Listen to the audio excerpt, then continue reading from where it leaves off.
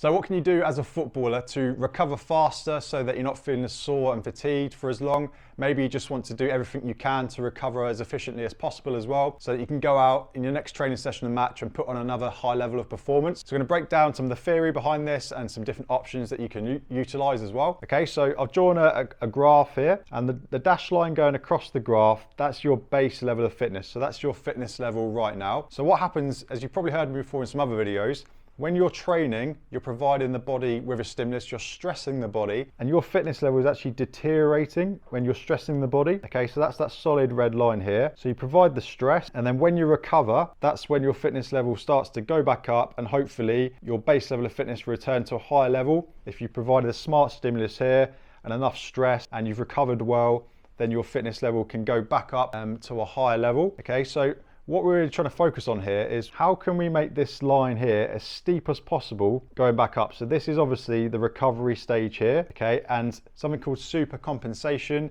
is when you're recovering and then you're recovering to a higher level of base fitness, okay, so that your body doesn't find that as stressful next time you do it. So how can we make this line as steep as possible? So there's a few different methods that we can implement.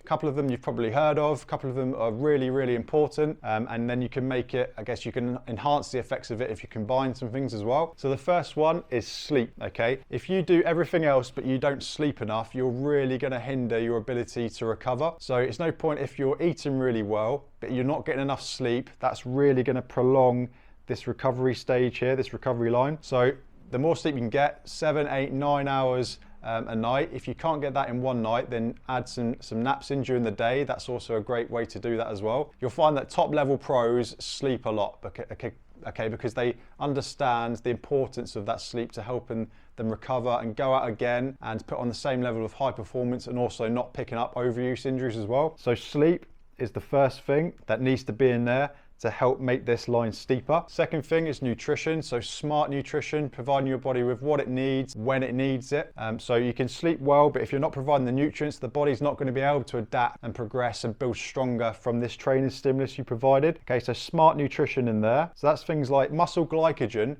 making sure that you're restoring that as soon as you possibly can after training sessions and matches, because that's going to be depleted, and you want to top that up so that when it comes to your next training session, you're already your muscle glycogen is already filled back up. If it's already if you haven't managed to fill that back up and you do another training session, it's just going to be depleted even more. So carbohydrates, really important to get those in post-training, post-match. Also your proteins as well to help with the tissue repair. But carbohydrates, really important as well. Don't overlook that.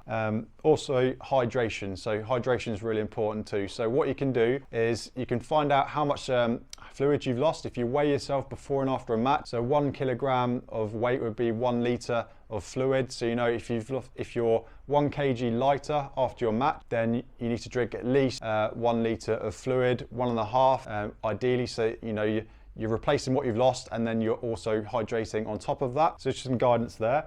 Next thing you can utilize is baths, okay? These two here really are the key things. Don't overlook these. Make sure these are in place before you think of adding anything else. So baths, different baths you can utilize, obviously cold baths, contrast baths, hot baths where appropriate. So for a cold bath, 10 degrees for 10 minutes will do the job after a match, after a training session. Obviously, they're not the most comfortable things, so contrast baths are another thing you can utilize, which means that you can sort of go between the cold and the hot. So a good protocol for that is 3 minutes in the cold, and then you could go to hot bath, 1 minute in the hot, and then back to 3 minutes in the cold. Repeat that till you've done about 10 minutes in cold, because when you go into the hot, it's likely that it's not going to be long enough for that heat to really penetrate the muscles and get rid of the effects that you've had from just being in the cold. So it just makes it a little bit more manageable and gets a bit more of a pumping effect in terms of getting the blood flowing through the muscles as well. So if you've got the setup for that, then contrast baths are a good thing to utilize, and it makes doing 10 minutes in a cold bath a little bit more manageable because you can break it up into clusters. Hot baths as well, they're effective in terms of psychologically. Obviously they're going to help with easing muscle stress and tension, but psychologically they might help you feel like you've recovered more and you're a little bit fresher, but they might not have actually made you recover better. But psychologically that's really important as well. So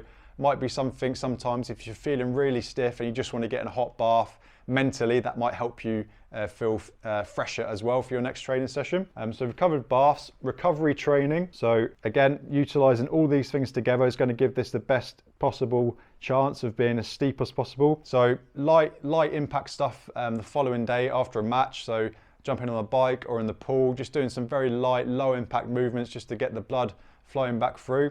So you can utilize that. You'll probably seen all the top teams doing this on Instagram, where their players are jumping on the bike and just doing some very light work for, you know, around 20 minutes just to get the blood flowing to help with that recovery. So that's another thing you can utilize. Massage, really effective one. There's all different types. You can obviously go and get a massage, or you can use a massage gun, or you can use a foam roller. So all these different things you can utilize there. So that's a great one to add in. That will really help you feel, you know, release some tension and get the blood flowing as well, and enhance that feeling of that you're recovering. Okay, but all of these things, there's obviously some there's some other things here that you could utilize that I've not mentioned, such as saunas, steam rooms, things like that. Lots of different methods, but there's never really one magic answer. The two key ones, obviously the sleep and the nutrition. All the others are just going to further enhance it. But let's say you just did massage, but you didn't eat well at all, then you're not going to recover very well. Okay, final thing I want to mention is your fitness level. So the more conditioned you are, the quicker naturally you're going to be able to recover. Your body is more efficient at soaking up those carbohydrates to replace your muscle glycogen after a training session and match. So you're going to be able to recover faster. You're going to find a certain training stimulus not as stressful. The body's not going to find it as stressful. So that's another reason, well, a key reason why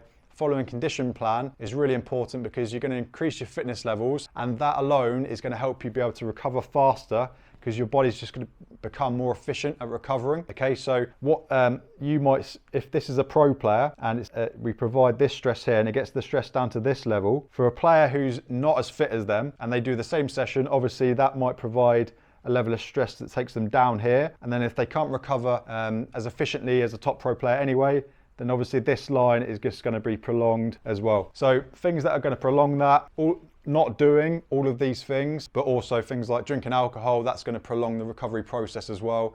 So if you want to play, I guess, at the highest level, and you want to do everything you can to recover quickly, and you're noticing that you're struggling with this, or you just want to enhance it further, then first of all, making sure that you're following a structured training plan, okay, providing the right stimulus at the right time, depending on what your goals are as well. So there's no point in training hard if you want to increase your speed, but something that isn't specific to increasing your speed. So you're training hard, not seeing the progress that you want, and you're going to get frustrated and things like that. So important that you train smart first of all, and then do everything you can around these to try and recover faster, making sure that you're really focusing on the sleep and the nutrition as well, and not forgetting the importance of mentally recovering as well. So what I often recommend is players just getting away from football after a match and trying to think about something else. Meditating is also another great thing you can do to just refocus the mind elsewhere and get into that, get your body into that state where it's going to start recovering really efficiently.